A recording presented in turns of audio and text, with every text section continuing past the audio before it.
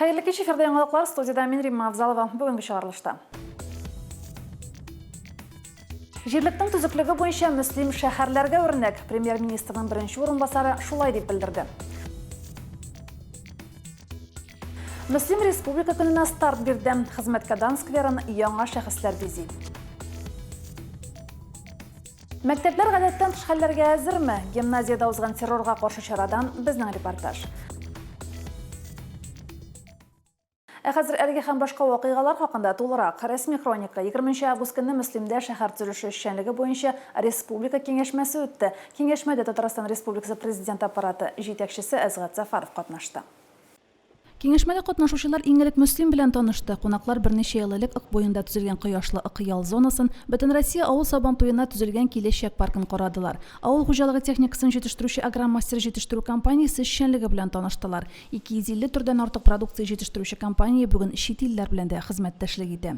Мы не стремимся, мы только покупаем станки, высокоинтеллектуальные станки, скажем так, но они позволяют делать детали, прецизионные детали, то есть без человеческого фактора. Но у нас вот ребята, все местное население, местные ребята, средний возраст у нас 38 лет.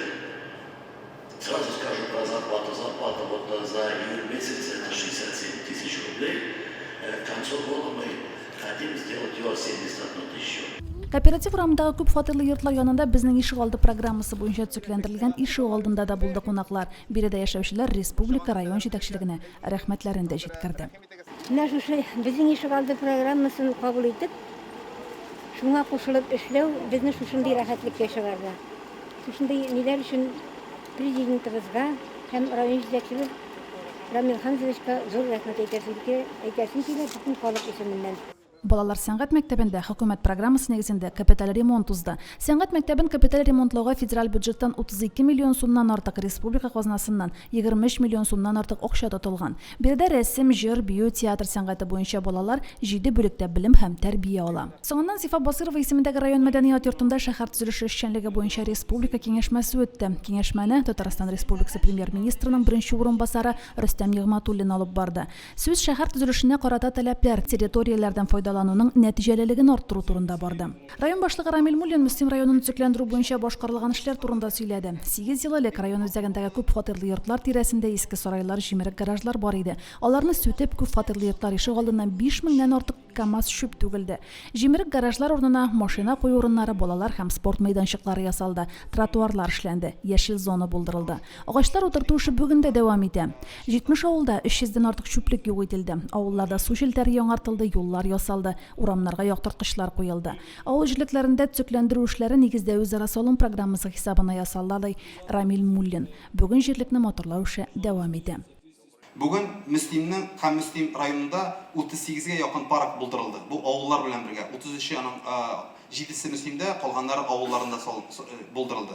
Müslim районының үзәгендә Пушкин, Курай, Müslim йөрәге, Пишән базары, спорт парклары һәм Ык паркның бүген урыннары әлбәттә җәяүләр өчен дә, килгән кунаклар өчен дә һәм инде барыбыз өчен дә бик уңайлы яшәү урыннары һәм ял итү урыннарына әйләнде. Ел дәвамында 100 меңнән артык чәчәк үстерәбез. Әлеге киңәшмәне үткәрү өчен юкка гына Müslimне сайламадык, диде Татарстан Республикасы премьер-министрының беренче орынбасары Рөстәм Нигъмәтуллин. Müslimова не случайно выбран, наверное, местом проведения градсовета. Дело в том, что на самом деле все программы, которые реализованы здесь, они реализуются во всех муниципалитетах республики. Чем интересно Müslimу, то что они взяли и все программы сконцентрировали, их, что называется, сшили и сделали такое сшитое пространство. Переходит набережная в парк, переходит в Майдан, переходит в улицы. И здесь было сложно, это было по фотографиям видно. Я помню, 4 года назад, набережную открывали. Я тогда сказал, весь вопрос, как будут содержать. Содержат и мобилизовали людей, и люди выходят. Мин Müslimдәге үзгәрешләрне, яңалыкларны Рамил Муллин район башлыгы итеп куйганнан бирле күзәтәм. Müslim мисалында без бүген кыска гына вакыт эчендә җирлекне, халыкның фикерләү рәвешен ни дәрәҗәдә үзгәртергә мөмкин булуын күрәбез, диде Әзгат Сафаров. Сегодня это история о том, что можно сделать руководитель вместе со своей командой в течение очень короткого времени. Как может изменить условия жизни людей, образ их мышления в течение короткого времени. Римма Авзалова, Динар Минхажев, Динар Нуруддинов, Муслим телевидениесі. Кеше 4-ші Чақырылыш район советінің 9-ші сессиясы узды. Сессияны район башлығы Рамил Мулин алып барды. Сессия ішінде 8 мәселе қаралды. Сессияның күн тәртибіне қойылған бірінші мәселе Муслим районының Моқтаулы гражданины исемен беру турында иде. Район башлығы әлеге исемге лайыклы кандидатларны тәкъдим итте. Бірінші кандидат Август компаниясының генераль директоры Александр Усков. Сегодня энергонасыщенные трактора, которые сегодня работают на полях, это лучшая техника, которая есть в мире. Посевные комплексы, которые сегодня к ним прикреплены, это лучшая техника в мире. И тот молочно-товарная ферма, молочно-товарный комплекс, который сегодня строится, но это уже, наверное, сегодня специалисты говорят, что такого формата ферма есть только в мире в 3 местах. Это Эстония, Америка и Муслимова. Рамиль Хамзович, я хочу выразить глубокую благодарность вам за внимание к нашей компании, потому что поддержка была очень сильной, но особенно по животноводству. Мы понимали, что оставлять животноводство в том виде, в котором оно есть, это невозможно, потому что это развращает людей. Муслим районының Моқтаулы гражданины исеменә лайыклы икенче кандидат Татарстан Республикасы президенты ярдәмчесе Наталья Фишман. Наталья Львовна Муслимны төзекләндерүдә ярдәм күрсәтүчеләрнең берсе. Һәм өченче кандидат сетевая компания Ачык акционерлык җәмгыяте генераль директоры Илшат Фәрдиев. Ул район электр челтәрләренә реконструкция ясарга ярдәм итте. Илшат Фәрдиев озак еллар эшкәртелмәгән авыл хуҗалыгы җирләрен кулланылышка кертергә ярдәм итүчеләрнең дә берсе. Сессия эшендә Муслим районында муниципаль хезмәтләр реестрын алып бару тәртибе турында нигезләмәне раслау хакында мәсьәлә каралды. Реестрны алып бару Муслим районы муниципаль хезмәткәрләренең муниципаль хезмәтен исәпкә алу өчен кирәк. Кадрлар эшен тәрбия өлешендәге килешүләр нигезендә һәм Муслим муниципаль районында муниципаль хезмәткәрләр реестрын алып бару буенча эшне оптимальләштерү максатында Татарстан Республикасы Муслим муниципаль районында муниципаль хезмәткәрләр реестрын алып бару тәртибе турында тәртипне нигезләмәне расларга кирәк. 2022 елга һәм 2023-2024 елларның планлы очрана муниципаль районнарның бюджет тәэмин ителешен тигезләүгә дотацияны физик затлар кеременә салымнан Муслим муниципаль районы бюджетына бүленгән суммаларның өстәмә нормативы белән алыштыруны килешү турында мәсьәләсе буенча район финанс бюджет палатасы рәисе Наиля Бубекова чыгыш ясады. Район башкарма комитетының инфраструктур үсеш бүлеге җитәкчесе Рөстәм Хантимеровның чыгышы Муслим районы авыл җирлекләре җирле үзидарә органнары вәкаләтләренең берилешен Муслим районы җирле үзидарә органнарына тапшыру турында иде. Депутатлар әлеге мәсьәләне дә хуплады, алга таба җир эшләрен башкаруга ордер бирү һәм тышкы мәгълүмат чараларын урнаштыруны килешү буенча муниципаль хезмәтләрне район башкарма комитеты башкарачак. Сессия эшендә район советының моңа кадәр кабул ителгән карарларына үзгәрешләр кертү буенча да мәсьәләләр каралды. Һәр мәсьәлә буенча карарлар бер тавыштан кабул ителде. Римма Авзалова, Динар Нуруддинов, Муслим телевидениесе. Сессиядан соң депутатлар оешма предприятие җитәкчеләре хезмәткәдән скверына чыкты. Скверны районыбызның уңган егет кызларының фоторәсемнәре бизи. Биредә һәр өлкәнең, һәр тармакның алдынгылары урын алган. Бу атнада 2021 елның хезмәт алдынгылары билгеле булды. Ел сайын республика көне алдыннан хезмәткәдән скверындагы фоторәсемнәр яңартыла. Бу инде традициягә әйләнде. Район халкы бу көнне дулкынланып көтә. Һәрбер җирлекнең үзенең йолдызлары бар. Әгәр дә алар җирлектә балкып торсалар, ул җирлек балкып тора. Үз хезмәте белән, тырышлыгы белән эшләгән кешеләрнең хезмәте ул безгә юнәлешне бирә. Менә аларның тырышлыгы бүген районыбызны, җирлегебезне таныттыра, үзебездә генә түгел, инде башкаларга да. Иң мөһиме, үзебезнең кешеләребезгә тартылырга бер өндәүдер. Дан тактасында авыл хуҗалыгы хезмәтчәннәре, мәдәният, спорт, мәгариф, сәламәтлек саклау өлкәсендә эшләүчеләр бар. Һәр кайсы үз эшенең остасы. Муслимдә спорт һәм яшьләр белән эшләү өлкәсендә 15 ел эшлим. 15 ел эшләгәндә дә мин халык өчен эшләдем, халык өчен тырыштым, район өчен тырыштым. Инде бүгенге көндә дан тактасында минем фотография булу да ул минем өчен горурлык һәм инде миңа тагын да киләсе елларда эшләргә зур максатлар өсти. Яңа проектлар, яңа уңышлар, инициативалар булыр дип ышандырып калам. Хөрмәтләгәннәр өчен җитәкчеләремә бик зур рәхмәтләремне җиткерәм. Иң беренче чиратта мәдәният хезмәткәре инде ул һәрчак эзләнүдә. Безнең эшебез тынгысыз, һәрчак без нидер уйлап табабыз, нидер үткәрәбез. Шуңа күрә мин инде тагын авылдашларыма, үземнең кул астында эшләүче коллективларыма иң беренче чиратта рәхмәтләремне җиткерәсем килә. Алар белән бергә бердәм булып эшләмәсәк, мин инде бу үрләрне яулый да алмас идем. Авылдашларыма бик зур рәхмәт. Алдынгылар арасында гимназия укучысы Зульфия Гыйльфанова да бар. Балаларның дан тактасында урын алуы аларның яшьтәшләренә дә укырга, җиңүләр яуларга стимул бирә. Быелгы уку елында ел укучысы 2021 титулына лаек булдым. Бу зур җиңү миңа күп санлы нәтиҗәләрем аркасында бирелде. Мин 7 фәннән муниципаль, 3 фәннән республика, татар теле, татар әдәбияты, рус теле фәннәре буенча призлы урыннар яуладым. Бу соңгы җиңүләрем мине халыкара олимпиадаларда катнашырга этәрде. Мин татар теленнән һәм рус теленнән халыкара олимпиадада шулай ук призлы урыннар яуладым. Үз алдыңа максат куеп тырышканда гына барысын да булдырып була. Бүгенге тантаналы чара искиткеч, дулкынландыргыч. Горурланабыз. Коллективым өчен, үзем өчен горурланам. Чөнки бу хезмәткә дан тактасына югары дәрәҗәгә лаек хезмәткәрләр керә. Бик зур рәхмәт безнең хезмәтне шулай югары бәяләгәннәре өчен. Рәхмәт яусын. Без тагын да шулай тырышачакбыз эшләргә. Хезмәт алдынгыларының рәсемнәре ел дәвамында үзәкне бизәячәк. Шул рәвешле райондашларыбызны намуслы фидакар хезмәткән дип яңа идеяларга рухландырыр дип ышанабыз. Римма Авзалова, Динар Нурдинов, Мөслим телевидениесе. Хезмәткә дан тактасын ачып, Мөслим Республика көнендәге чараларга старт бирде. Иртәгә 28 август көнне Республика көне һәм Мөслим авылына 300 ел тулуны билгеләп үтәчәкбез. Бәйрәм киләчәк паркында уза. Бәйрәм кысаларында район үзешчәннәре концертта, милли уеннар һәм спорт ярышлары оештырыла. Татарча көрәш һәм ат чабышлары узачак. Бәйрәмне популяр эстрада йолдызлары Раяз Фасыйгов һәм Фирдүс Тямаев бизәр дип көтелә. Кичке 9-дан соң салют булачак. Дәвам итәбез. Авыл җирлекләрендә җыеннар бара, җитәкчеләр башкарылган эшләр турында сөйли, халык борчыган сорауларына җавап ала. Керәшуран һәм Вәрешбаш авыл җирлекләрендә узган җыеннардан безнең иҗат төркеме дә катнашты. Керәшуран авыл җирлегендә быел үзара салым акчасының 89% җыелган. Тошилгада су башнясының будкасына ремонт бара, урамнарны тигезлиләр. Кайынсызда урам юлын ремонтлыйлар. Татшуранда су торбаларын алыштыру ямау бара. Су торбалары вата торган чүкеч сатып алдык. Тошилга зиратына төзелеш материалы кайтарылды, ди җирлек башлыгы Радик Сафиуллин. Узган атнада Мубия оешмасы Тошилга су башнясының будкасын башлады. Шушы көннәрдә урамнарны грейдирование үткәрү һәм Кайынсызда урам юлын ремонтлау булачак. Татшуранда су торбасын алыштыра башладылар һәм 2 тишелгән урынны ямаячаклар. Җирлектә бер проблема кимегән. Янгын сөндерү машинасы булдырылган. Машина өчен Бәхтияр Сәидов җаваплы, ярдәмчесе Тахир Муминов. Машина 3 тапкыр урынга чыккан инде. Бензин мәсьәләсен хәл итәсе бар. Шулай ук вакцинация мәсьәләсе дә актуаль.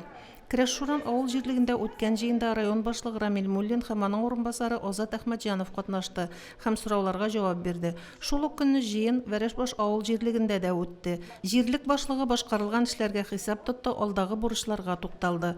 Мөнирә Арысланова, Динар Минхаҗев, Мөслим телевидениесе. Авыл җирлекләрендә җыеннар дәвам итә. Аларның чираттагысы бу атнада Яңавылсы һәм Иске Карамалы авыл җирлекләрендә үтте. Җыеннардан Мөнирә Арысланова репортажы. Яңавылсы авыл җирлегендә су, газ, электр белән тәэмин итүдә, юлларны карап тотуда өзеклекләр юк. Урам яктырткычларын алыштыру, кую үз мәшгульләр тарафыннан үзара салым хисабы средстволарына башкарылды, ди авыл җирлеге башлыгы Галина Романова. Үзара салым җыю 92%-ка башкарылган. Бу средстволарга эш башланган. Җирлек башлыгын аеруча җирлектә салым җыю мәсьәләсе борчый. Сбор налогов затруднен у нас по двум проблемам. Во-первых, это продажа, утилизация или покупка автомобилей. У нас автомобильный, транспортный налог мало собирается в связи с тем, что за проданный автомобиль почему-то уже не хотят платить. Сегодня август 2021 года. Мы собираем задолженности за 2019 год. И никак не можем объяснить, что налог у вас за 2019-2020 год, а не за 2021. В сентябре вы получаете квитанции только за 2020 год еще. Налоги вы будете платить с сентября месяца по 1 декабря. Галина Романова мәдәният йортын затлы креслолар мультимедиа аппаратурасы белән тәэмин иткән Татнефть җәмгыятенә рәхмәтен җиткерде. Петрау бәйрәмен оештыруга зур көч куючыларны да билгеләп үтте. Фельдшер Альберт Тимашев диспансерлаштыру һәм вакциналаштыру торышы хакында сөйләде. Вакцинация ясауны апрель айында үземнән һәм берничә авылдаштан башладык. Яхшы гына кичердек вакцинаны. Укытучыларга һәм детсад хезмәткәрләренә 15 кешегә 100% вакцина ясалды. Клуб хезмәткәрләре һәм җирле үзидарәдә эшләүче 5 кешегә шулай ук 100%-ка үтәлде. Ветераннар исеменнән Гөлсинә Пискунова җыеннарда җиткерелгән мәсьәләләрнең җитәкчеләргә барып җитүен, асфальт юлның авыл эшенә дә керүен теләде. Район башкарма комитеты җитәкчесе Рафаэль Демидов якташларының һәр мөрәҗәгатен теркәп барды. Аларны борчыган сорауларга тулы җаваплар бирде. Неужели инде безнең авылда бер башня да булмас? Менә бу пожар куркынычсызлыгы бит инде ул. Аның инде җир астындагы турбалар да эшләгәндер. Мин үзем өчен әйтмим. Мин су җир астыннан чыгара алам. Пока андый мөмкинлек бар бүгенге көндә безнең. Ну анда бит өлкәннәр дә яшиләр. Беренче чиратта күрәм, усыда кешегә ул бит сусан, суны кертергә кирәк. Кешенең өйдә калган булган кеш ул күпчелеге су кертмәячәк. Ә башның радио пожарныйга тотканда гына ул вакыт андый башны кирәк түгел, анда кирәк нигенә безнең нигенә кирәк була. Мәсәлән, автоматикага кирәк. Иске Карамалы авыл җирлеге башлыгы Илнур Каримов башкарылган эшләрне анализлады. Буш йортлар саны кимүе куандыра, диде җирлек башлыгы. Җирлектә 3 шәхси эшмәкәр, 3 крестьян фермер хуҗалыгы, 2 гаилә фермасы эшли. Халык мөгезле эретерлек, сарык, кош-корт, умарта асрый. Аларның баш саны берничә ел тотрыклы кала. Үзара салым акчасына Иске Карамалда Сабантуй паркы янында буа кору, су башнясын алыштыру, авылларда чишмә, кыйлар, юллар ремонтлау һәм башка эшләр планлаштырылган. Капиталь ремонт таләп ителгән күперләр бар. Мәктәпкә илтүче юлны ремонтлау да кирәк. Авыл фельдшеры Зифа Галиева вакциналаштыру барышы хакында тәфсилләп сөйләде. Авыл тормышына уңай бәя биреп, киләчәктә дә бердәм булып яшәргә чакырды.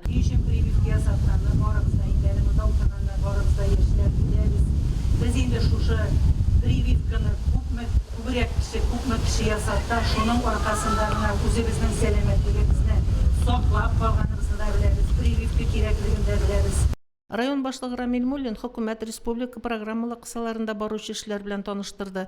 Җәмгыятьтә аның кануннары буенча яшәү кирәклеген ассызыклады. Халыкны кызыксындырган мәсьәләләргә тукталды. Мөнира Арсланова, Динар Нуритдинов, Муслим телевидениесе. Мөмкинлекләр вакыты. Татарстанда старт алган яшьләр туры шулай дип атала. Әлеге проект кысаларында яшьләр комплекслы үсеш стратегиясын тормышка ашырачак. Бу атнада яшьләр туры Мөслим районына килде һәм Иске Карамалы, Метрәй авыллары яшьләре белән очрашты.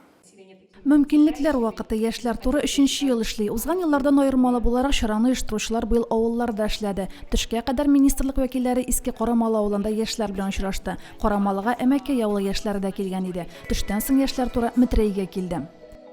Сегодня мы приехали в село Метряево Муслимовского района для того, чтобы провести игру «Силы села», которая проводится в рамках молодежного тура по сельским территориям «Время возможностей». Данная игра позволяет увидеть для молодежи возможности, которые есть на сельских территориях. Яшьләр 8 командага тупланып, авылның бүгенгесе киләчәге турында уйландылар. Авылны үстерү өчен үзләренең нинди өлеш кертә алуы турында фикер тәкъдимнәрен җиткерделәр. Җирлекнең кеше, табигать һәм тарихи ресурсларын ачыкладылар. Безнең Метрәй җирлегендә бүгенге көндә яшьләр белән бик актив эш алып барына. Шулай ук кич белән клублар ачыла, клубларда алар биеп кенә, уйнап кына, җырлап кына түгел, шулай ук алар теннистар уйныйлар, төрле мероприятиялар үткәрелә алар белән. Шулай ук мәсәлән, әле күптән түгел генә без инде авылыбызда дөрләтеп авыл көне дигән үткәрдек. Яшьләр киләчәк авылының проектын тәкъдим итте. Шактый кыю һәм кызыклы идеялар белән чыктылар. Киләчәк авылын күз аллаганда өлкәннәр турында да онытмадылар. Мөслимнең истәлекле тарихи урыннарын популярлаштыру, туристларны җәлеп итү турында фикерләр яңгырады. Мөслимдә нәкъ менә авыл яшьләренең тырышып эшләве һәм аларның авылда менә шулай үзләренең эшләрен булдырырга теләүләре бу әлбәттә бик нык сөендерә. Соңгы 8 ел эчендә генә дә Мөслим бик зур үзгәрешләр кичерде. Бу инде республика күләмендә танылган хәзер. Шуңа күрә монда инде әлбәттә яшьләрнең дә роле бик зур. Һәм миңа калса, әле моннан 8 ел элек кенә яшьләр каядыр зуррак шәһәрләргә омтылса, Миңа калса хәзер яшьләр укып бетергәннән соң, каядыр шәһәрдә эшләгәннән соң кире Мөслимгә кайтып яшәве аларга ничектер комфортны һәм уңайлыдыр дип саныйм. Чара ахырында иң активлар бүләкләр алды. Истәлеккә яшьләр тура автомобиленә Метрә авылының тамгасы төшерелде. Римма Авзалова, Динар Минхаҗев, Мөслим телевидениесе.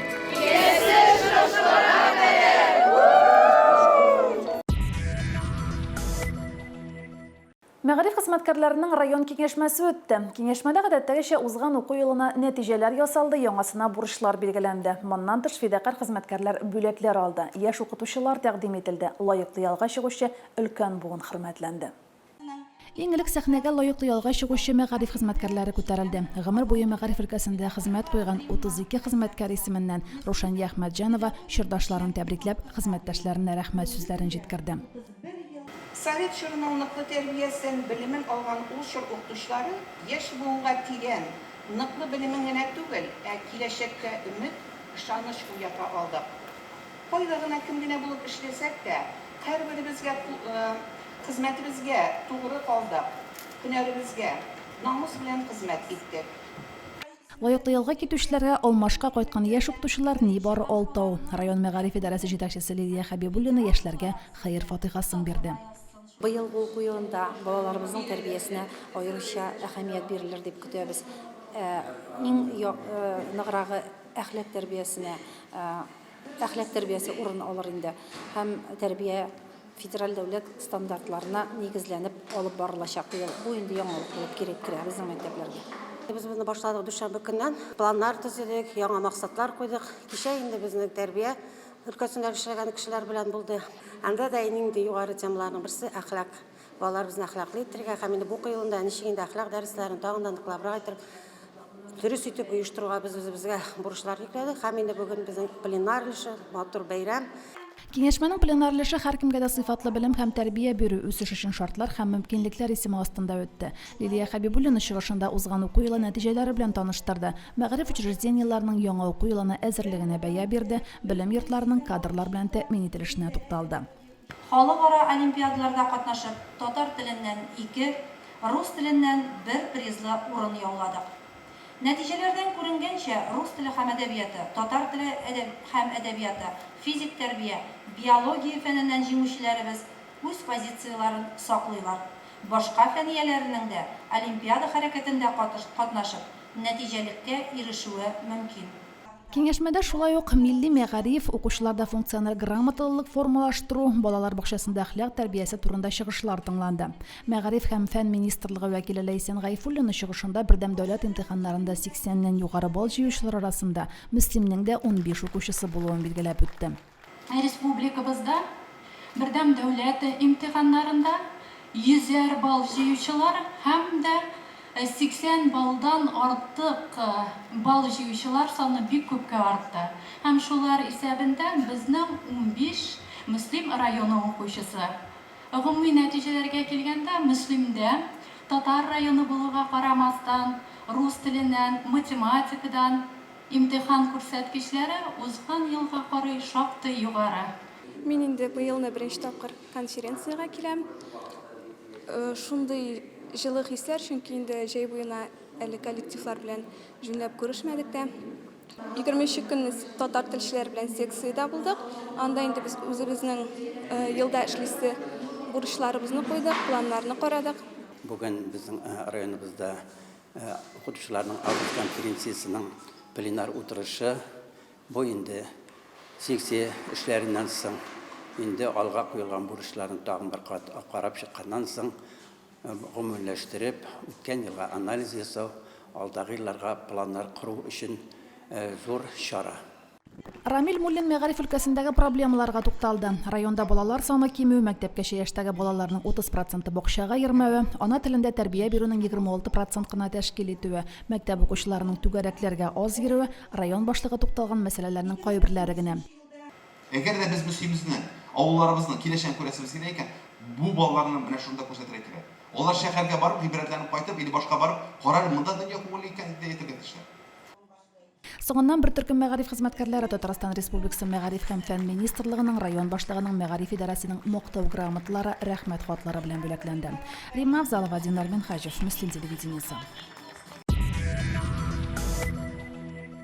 Бу атнада террорга каршы көрәш комиссиясы утырышы үтте. Утырышны район башлыгы урынбасары Азат Әхмәтҗанов алып барды. Сүз яңа уку елына әзерлек, иминлекне тәэмин итү турында барды. Район эчке эшләр бүлеге җитәкчесе Рөстәм Мөхәммәтҗанов иминлекне тәэмин итү буенча эшчәнлек турында сөйләде. Территориаль сайлау комиссиясе рәисе Гөлнара Гайсина сайлауларга Мәгариф идарәсе җитәкчесе урынбасары Расил Фаттахов яңа уку елына әзерлек турында бәян итте. Мәктәпләрнең яңа уку елына әзерлеге урыннарга чыгып тикшерелде. Террорга каршы көрәш комиссиясы Мөслим гимназиясының гадәттән тыш хәлләргә әзерлеген гамәлдә сынап карады. Теорияны ятлап истә калдырырга мөмкин, белемне тормышта куллана белү кирәк. Шуны тикшерү максатында Мөслим гимназиясына шартлы җинаятчы кертелде. Вахтерлар уяулыкларын раслап мәктәп җитәкчелегенә хәбәр итте. Һәрбер мәктәптә персонал белән учение тренировкалар үткәрелә. Бу учениелар республиканың һәм районның террорга каршы комиссияның һәм оперативный штабның карарлары буенча үткәрелә һәм дә ки именно максаты булып тора. Персоналның террорга каршы һәм внештатный ситуация туганда башкара торган гамәлләрнең дөрес үткәрү буенча. Инструкция буенча эш хәрәкәтләр түгел башкарылды. Тиешле службаларга хәбәр җибәрелеп, шикле предмет кисәтү тасмасы белән әйләндереп алынды. Мәктәп персоналы эвакуацияләнде. Проведены занятия с персоналом всех школ района по действиям в типичных ситуациях при обнаружении подозрительных предметов, а также по эвакуации в случае экстренных ситуаций. До персонала доведены алгоритм действий и практически отработана одна вводная. В принципе, все школы района к учебному году готовы. Данное практическое занятие показало, что алгоритм в принципе все знают и исполняют. Мондый чараларда мәктәп коллективы гына түгел, көч структуралары да сынау үтә. Әйтергә кирәк, егетләр сынатмады. Район эчке эшләр бүлеге хезмәткәрләре тиз арада килеп, тиешле чараларны күрде. Бүгенге көндә инде менә барлык детсад заведующийлар һәм директорлар бу угуда булдылар. Хәзер алар инде иртәгә берсе көнгә үзләренең мәктәпләрендә шулай шушы мероприятияны уздыралар. Мондый чараларны үткәрүнең максаты иминлекне тәэмин итү. Террорга каршы мондый чаралар башка мәгариф учреждениеларында да узачак. Римма Авзалова, Динар Минхаҗев, Мөслим телевидениесе. Мин Римма Авзалова сезнең белән сау булашам. Исән-имин булыгыз.